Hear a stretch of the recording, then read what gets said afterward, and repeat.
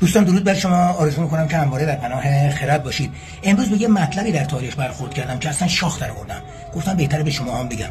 میگه از سال 1227 تا سال 1357، یعنی از آغاز حکومت ناصرالدین شاه در دوران قاجار تا 1357 در دوران پهلوی، این فاصله 130 ساله. توی این 130 سال دلار از 7 ریال شده 70 ریال، یعنی 10 برابر. تازه ما توی این 130 سال 6 تا پادشاه عوض کردیم.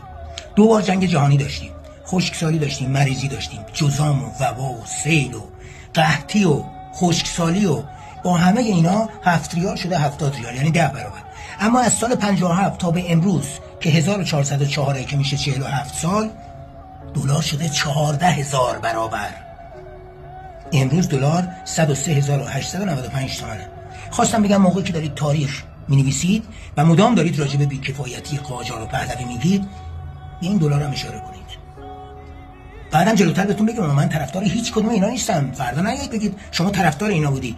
آقا دلار دوران قاجار تا دوران پهلوی در طول 130 سال که 2 تا جنگ جهانی داشتیم، از 7 ریال شده 70 ریال، از 7000 شده 7 تومن. اما از سال 57 تا 403 که هنوز 50 سال نیست، 14000 برابر افزایش پیدا کرده و امروز دلار 103895 تومنه.